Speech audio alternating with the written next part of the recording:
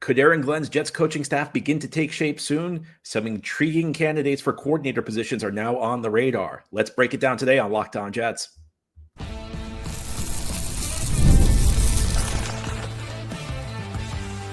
You are Locked On Jets, your daily New York Jets podcast.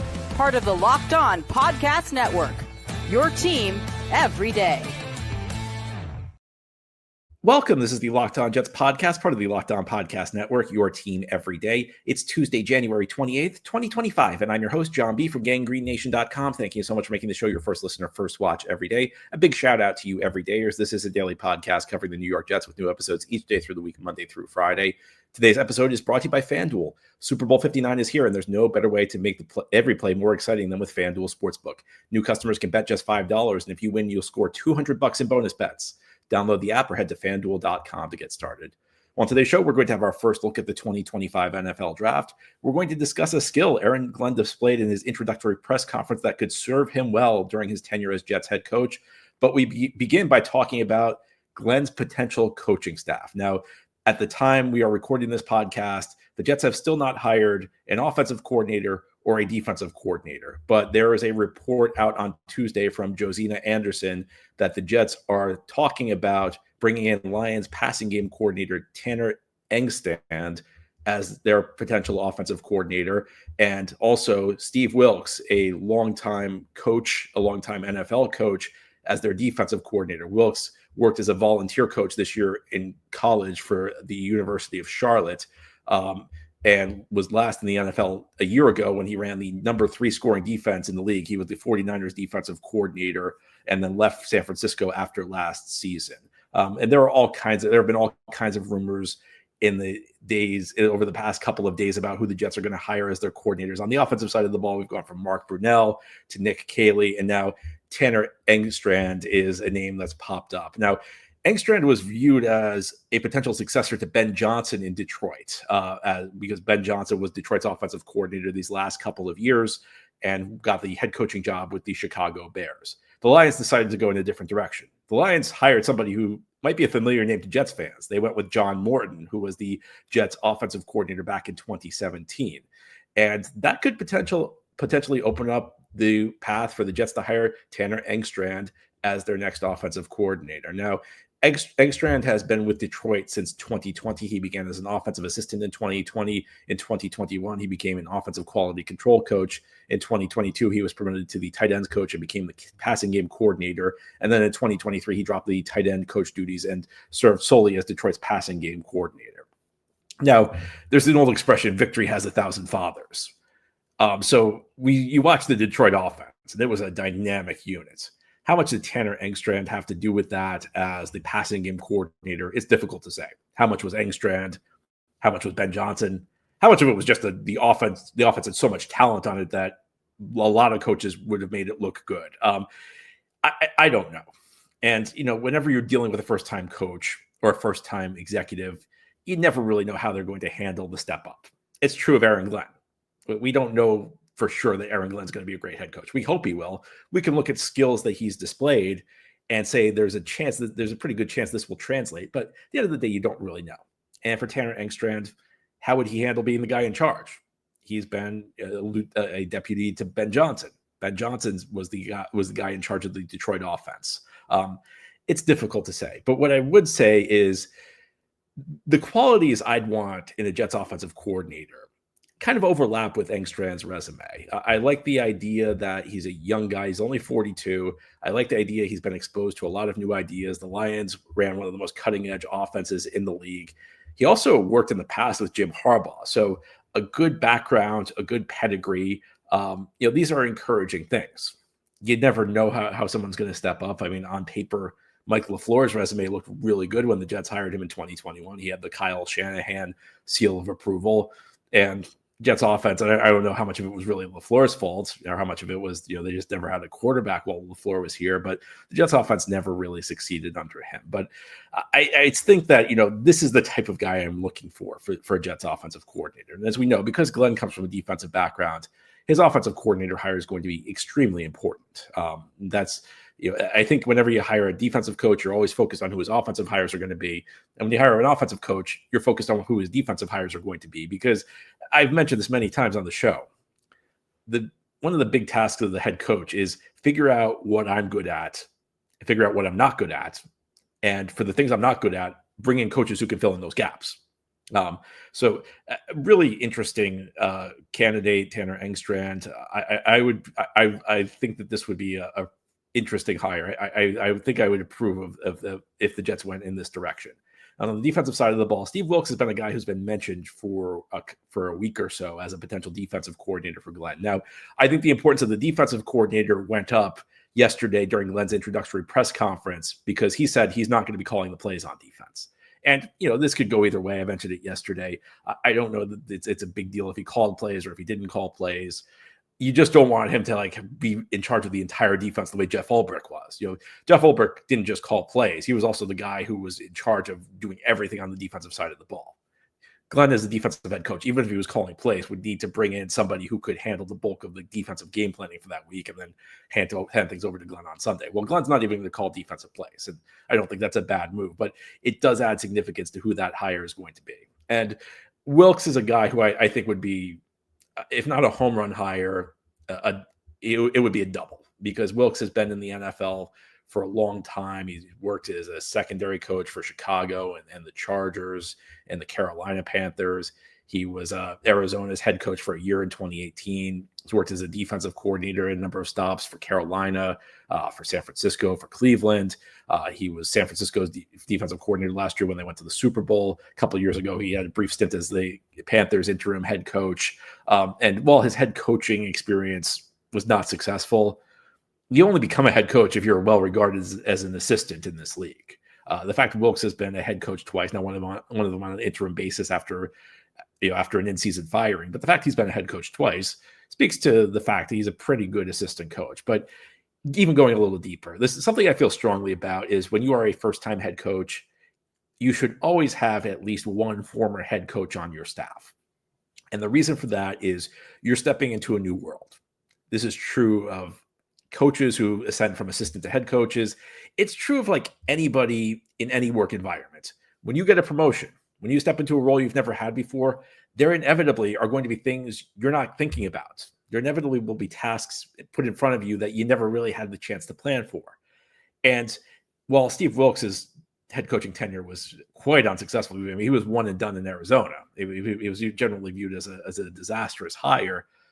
I think that there's a benefit to having him here because he can look back to his experience in Arizona and he can tell Glenn, these are the things I wasn't prepared for. These are the reasons, these were the things that contributed to things not working out so well in Arizona. And beyond that, a guy who's experienced running a defense in this league. If Glenn wants to be a CEO style head coach, which is maybe what the Jets need right now. One of the phrase I've used over and over these last couple of weeks, Jets need a culture changer. I don't think they need an offensive wizard. I don't think they need a defensive mastermind.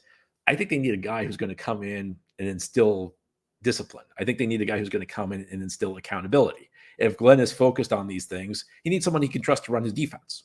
And Steve Wilks might be that guy. And again, the last time Steve Wilks was in the NFL, he coordinated the number 3 scoring all defense, a defense that went to the Super Bowl. Yeah, they lost to the Super Bowl, but they were a play away from winning it.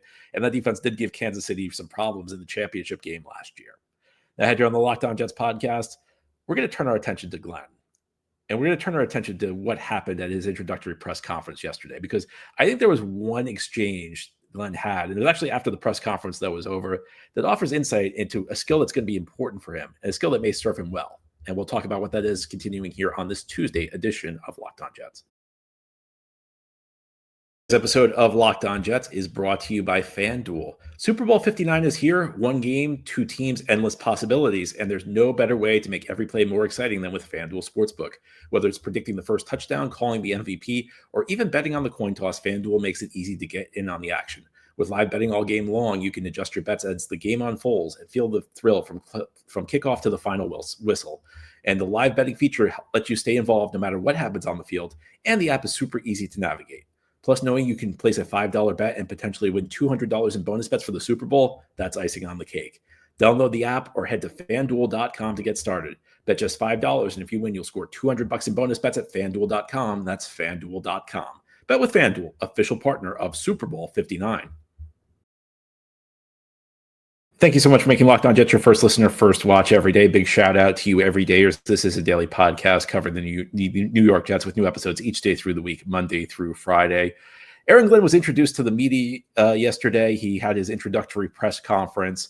And after the press conference, there was quite an interesting exchange. Now, during the press conference, Glenn had been asked about Aaron Rodgers, and he gave a very non-committal answer. He said, we're in evaluation mode. And yesterday, I speculated that that might be a sign that Rodgers is on his way out, because I think it would have been very easy to say, we want Rodgers, if he wanted Rodgers. But after the press conference, Glenn did a media scrum, and he was asked again about whether Aaron Rodgers would be back. His answer was great. His answer, he had a smile on his face. He said, you're going to ask me the same question. I'm going to give you the same answer. We're in evaluation mode. It was a really funny moment. And you could tell like the media loved it. You could tell that there was a lot of charm, and Glenn had a smile on his face. Now, media relations, maybe it should not be an important part of the job as Jets head coach, but I think we all know it is, especially in this market, with this team, with this fan base, and with this owner. Media perception matters. And at the end of the day, it comes down to wins and losses. If you're good with the media and you lose games, it's not going to save you. If you're bad with the media and you win games, it's not going to impact you. But what I think the media relations can do for you is, if things don't get off to a great start, it can buy you some time. It gives you the opportunity to explain that, you know what, things aren't going so well right now, but this is why it's going to change. This is our plan. Things will turn around. And you could look at recent Jets GMs for an example. Joe Douglas lasted 5.5 years. Mike McCagnon lasted 4 seasons and 5 off seasons, because they did a good job articulating their plan to the media.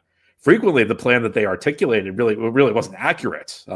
These guys missed the playoffs consistently, but they were able to sell a vision to the media, which in turn sold their vision to the fan base. John Idzik, on the other hand, only got 2 years because he just refused to play that game. Now, at the end of the day, I think all 3 of them were ineffective GMs, but 2 of them lasted because they were able to work the media. They showed good media relation skills. When I think about Jets head coaches over the last, 28 years, I think there were only 3 that were good dealing with the media. They were Bill Parcells, Herm Edwards, and Rex Ryan. Think about some of the other Jets head coaches. Al Groh really wasn't around long enough to get a good sense on how good his media relations skills were. He was only here a year, and then he went to the University of Virginia. Eric Mangini was very aloof. He was not a great media guy. Adam Gase was a guy who was very defensive. Whenever Adam Gase was questioned, he seemed to get very, very agitated over that. Did not do a particularly great job in that regard. Todd Bowles and Robert Saleh, I think they were very similar in that they never wanted to show their cards to the media, because a lot of head coaches like to be secretive.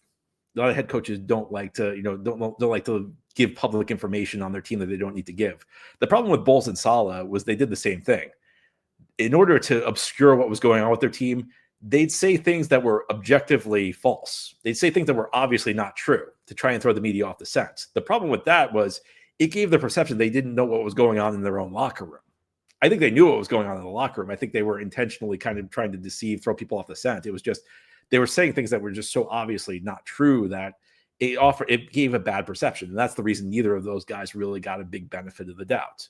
The 3 guys who have been effective at dealing with the media, I think, are Parcells, Rex Ryan, and Herm Edwards. Now, Herm Edwards and Rex Ryan were similar. They understood the theater aspect of it. They turned themselves into these larger than life figures. They had these amazing quotes. They constantly were turning press conferences into an event. That was the way they handled it. Parcells was a little different. Parcells was very dismissive of the media, but he did it in a very charming way. He did it with a smile. It was almost like he'd tell the media, "You're not on my level. Why should I explain something to you?" But the media believed him. He did it with a smile. Parcells also did a good job of cultivating relationships with reporters off the record, outside of the press conference room. Now, I'm not saying Aaron Glenn is Bill Parcells. What I'm about to say does not mean Aaron Glenn is Bill Parcells. Bill Parcells is a Hall of Fame coach. Aaron Glenn's never coached a game. I'm also not saying Aaron Glenn has Bill Parcells' media relation skills. But what I will say in that exchange was very Parcellsian, because he essentially swatted away a question. He pretty much said that's a dumb question, but he did it in a way that charmed the media. He did it in a way that was funny and engaging. He didn't just roll his eyes like Adam Gase would have. He didn't just dismiss the question the way Eric Mangini would have. He essentially kind of exposed the question for the ridiculous question it was, because he had already answered it. He said, "So I already answered it. Are we going to keep asking the same question? I'm going to keep giving the same answer. You're not going to," he also said, "You're not going to get it out of me no matter how hard you try." And it got some laughs out of it. So look, what happens on the field with Aaron Glenn's going to matter much more than what happens in the press room. I'm not suggesting that, good press conferences will replace wins, because they won't. They never do. And Glenn could be the worst guy at media relations in the world. If he wins games, nobody will care. There are coaches who are great coaches who aren't the most engaging people in the press conference room. But I do think it matters for a Jets head coach. I do think these skills matter. And I think this might be another aspect where Aaron Glenn's playing career can help him, because he's played in this media market. He knows what it means to be on this team. I mean, there are some organizations where there might only be one or two beat writers assigned to the team. When we talk about the glare of the New York media, it's not always what we think it is. Sometimes it's just, you have 10 reporters outside your locker after a game, opposed to maybe one or two. And Glenn understands this. And Glenn understands that, they're trying to do their job, but they're also not your friend. I really enjoyed that press conference. Again, I know this is small potatoes. Look, the people he hires as offensive coordinator and defensive coordinator are far more important, but that was skillfully handled. And I don't want to do the thing where I think whenever a new coach is hired, you always say, "Oh, the old coach never would have handled things that way." But I think we do know that Robert Saleh's relationship with the media, or the way he handled the media, was not great. He never really got that job. He never really understood how to do that aspect of the job well. And Glenn has hit the ground running on day one. And look, I think you could say Glenn won the press conference, but least important thing to do, but he did it. And he left. I think he left many Jets fans very optimistic about his future. And he showed that, he's got the media skills to do this job. There are lots of things, going to be lots of question marks about him. There are going to be lots of growing pains. But I think one aspect of the job that he will have from day one, and he displayed it, is his ability to get his story out in the media. And again, for a team that's, maybe not going to have a great 2025, that's a valuable thing, because explaining to your fans, this is what the plan is, explaining that, we're building something here, that's important. Now, eventually you do have to build something. One of the issues with McCagnon and Douglas is they kept telling we're building us something, but the results never came. But for year one, sometimes things don't go great year one, and sometimes you just need to be able to articulate that. I'm optimistic about Glenn's ability to do so. Now, head on the Locked On Jets podcast. It's the offseason, which means it's time to talk about the NFL draft. There is a really puzzling mock draft out there, at least as far as the Jets go, from a very prominent draft analyst. We'll break down who's mocked to the Jets and why this is not a great idea as we continue here on this Tuesday edition of Locked On Jets. Today's episode of Locked On Jets is brought to you by LinkedIn. As a small business owner, your work doesn't end when the clock hits 5. Your business is always on your mind, which means when it's time to hire, you need a partner that works just as hard as you do. That's where LinkedIn Jobs comes in. When you clock out, LinkedIn clocks in. LinkedIn makes it easy to post your job for free, share it with your network, and get qualified candidates all in one place. Here's how it works. You post your job. LinkedIn's new feature can help you write job descriptions and then quickly get your job in front of the right people with deep candidate insights. And here's a pro tip. Add the hashtag hiring frame to your profile picture to double your reach to qualified candidates. No wonder 72% of small businesses say LinkedIn helps them find high quality hires. Jets, of course, are still looking for coordinators. They've hired their GM and head coach, but they need some coordinators. Maybe LinkedIn can help. Maybe the Jets should head over to LinkedIn. Post your job for free at linkedin.com/lockedonnfl. That's linkedin.com/lockedonnfl to post your job for free. Terms and conditions apply. This is the Locked On Jets podcast here on this Tuesday. Let's turn our attention to the NFL draft. We haven't really had that much time to talk about the draft during this early point of the offseason because all the focus has been on the Jets' search for a new head coach and a new general manager. But this week is the Senior Bowl in Mobile, Alabama.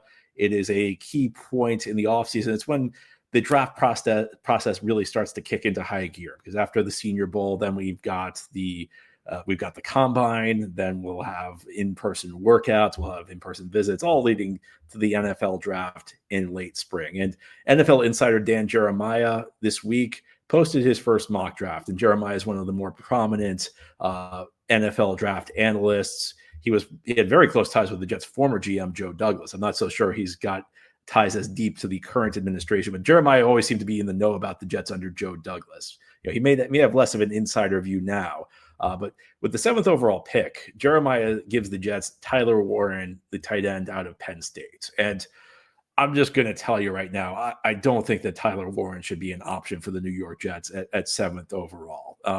I think that the success of Brock Bowers with the Las Vegas Raiders this year is probably going to lead to Warren being overdrafted, because everybody looks at what Bowers did. He had a phenomenal rookie season.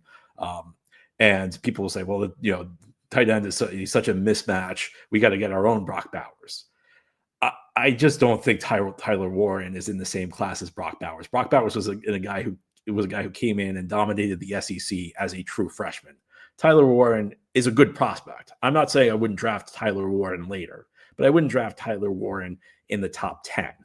He's a guy who really came into his own this year, his final year in college. It's different it's different from a guy who stepped in day one, as a true freshman and was dominating guys who were 2, 3, 4 years older than him. Warren played well this year when he was one of the oldest guys on the field. That doesn't mean he can't succeed in the NFL, but I think it does mean he's not the same caliber of prospect. A year ago, I was pretty vocal that I did not want the Jets to draft Brock Bowers 10th overall. And it had nothing to do with whether or not I liked Bowers as a prospect. There were really two factors in it. First of all, it's difficult to say who's going to be good versus who's going to be elite. A guy can be, we know the NFL does a pretty good job weeding out the good guys from the bad guys. Most of the good guys go at the top of the draft, but the NFL doesn't do a great job weeding out the good from the truly elite. In any given draft class, there's about a 45% chance that the third player picked at a position is better than the top player picked at a position. I mean, just look at the quarterbacks this year. I don't know if Jaden Daniels is going to be the most successful quarterback from the class of 2024, but he had the most successful rookie season. Nobody had him going number 1 overall last year. Nobody said he was the top quarterback last year over Caleb Williams. Every single person who was an analyst had Caleb Williams as the top quarterback last year. Caleb Williams could have a good career. Caleb Williams, at the end of the day, Caleb Williams might end up being better than Jaden Daniels, but Jaden Daniels had a better rookie season. At this point, if you had to choose, if you had to redraft, if you had to choose, I think most people would take Jaden Daniels over Caleb Williams. And while I thought Brock Bowers could be a good prospect, I thought Brock Bowers could be a great prospect, there was no guarantee of that. And at the tight end position, to justify a high pick, you have to be great. I thought Bowers could be great. I'm not shocked that he had as great of a season as he did, but I just felt like at the time we didn't know that.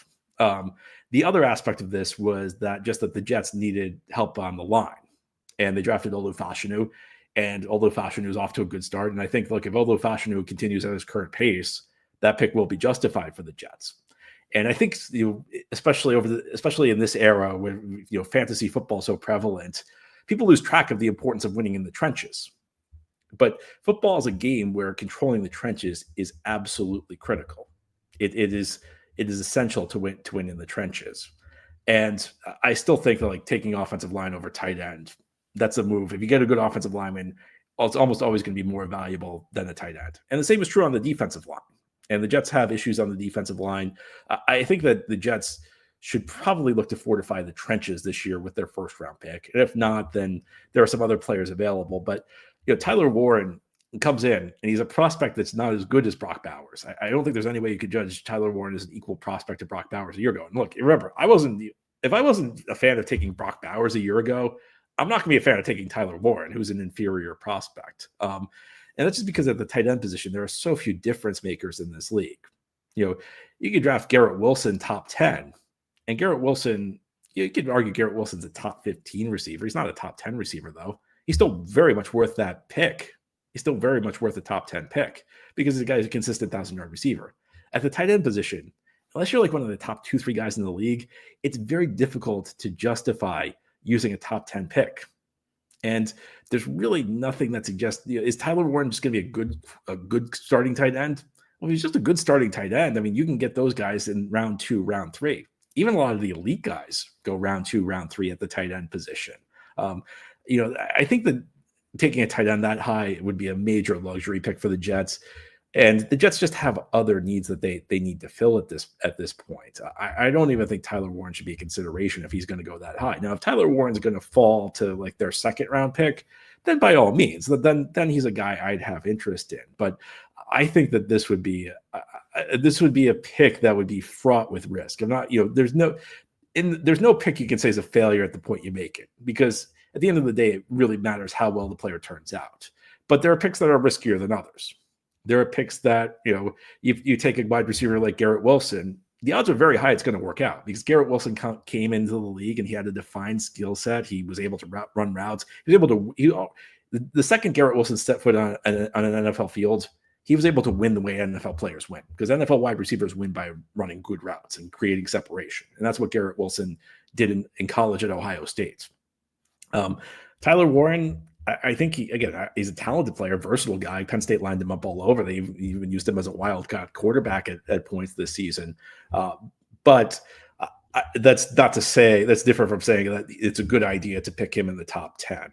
I think that there are very, very few picks in the top 10 for the Jets that I would have an issue with, but Dan Jeremiah hit on it right away. And maybe this will be one of the ongoing themes of the offseason. We'll find out. But that's all for today's episode. This has been the Locked On Jets podcast, part of the Locked On Podcast Network. Your team every day is our motto. As always, if you enjoy the show, hit the subscribe button where you're watching or listening so that you'll never miss an episode. If you enjoy the show and are listening on a podcast source, give it a 5-star review. And if you're watching on YouTube and enjoy the show, give this episode a big thumbs up. Helps us out, helps other Jets fans find the podcast. Enjoy your Tuesday, everybody. Send in your mailbag questions.